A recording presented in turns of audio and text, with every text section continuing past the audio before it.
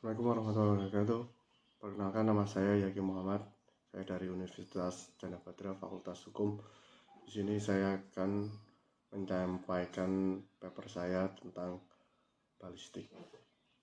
Balistik forensik. Pembunuhan biasa diatur dalam pasal 338 KUHP yang merumuskannya adalah barang siapa yang sengaja menghilangkan nyawa orang lain dipidana karena pembunuhan dengan pidana penjara paling lama 15 tahun. Karena di dalam tindak pidana pembunuhan, balistik forensik adalah salah satu sarana untuk mencegah hal-hal yang tidak diinginkan timbul, seperti tidak semua peristiwa itu disaksikan oleh banyak saksi mata.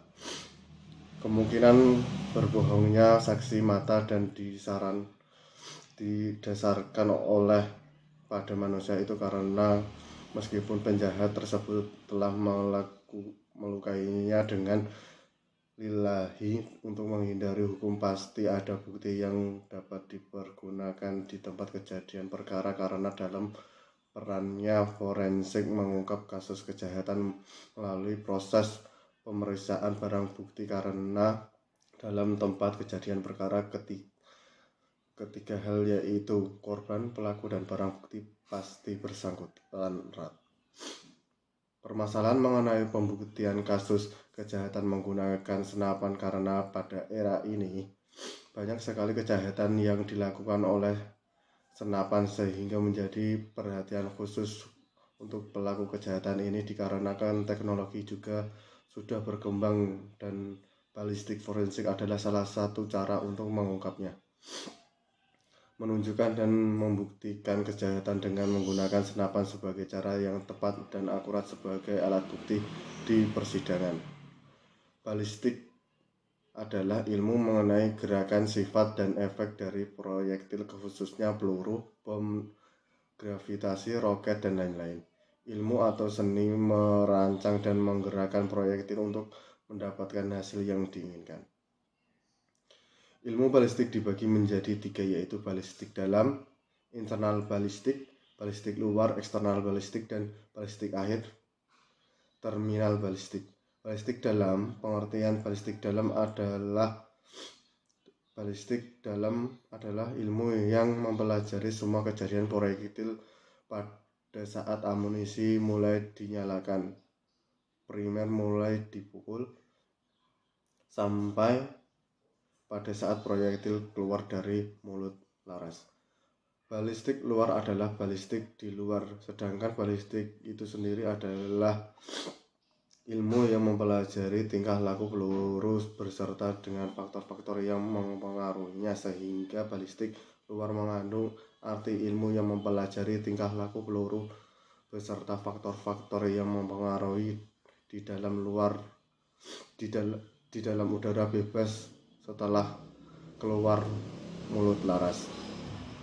Balistik akhir adalah suatu ilmu yang mempelajari tentang pola atau bentuk tingkah laku dari suatu peluru atau proyektil dan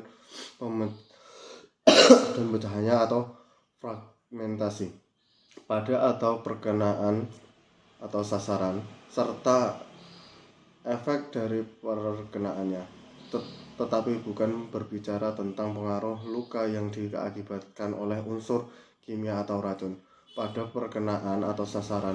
Nantinya kita banyak berhubungan dengan bagaimana menentukan kemungkinan kena, probability of hit, dan menghitung tentang kemungkinan membunuh, probability of kill, dari peluru yang ditembakkan ke perkenaan atau sasaran, sehingga di dalam balistik akhir nantinya akan banyak sekali berhubungan dengan penggunaan pelajaran statistik, seperti penggunaan rumus untuk menghitung nilai rata-rata, nilai standar deviasi atau simpangan baku, dan menghitung titik kena rata-rata atau TKRR.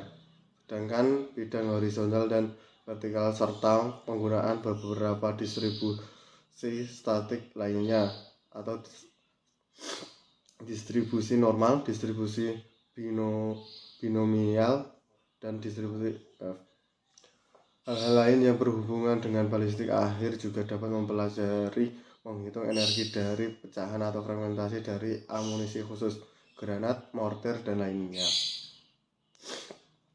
Dan juga akan mempelajari tentang penghitungan daya tembus terhadap suatu perkenaan berupa sasaran baja serta permasalahan-permasalahan yang berkaitan dengan ketelitian tembakan. Proses balistik dibagi menjadi 3 paruh waktu, yaitu waktu pertama di saat peluru mulai bergerak dan berakhir pada saat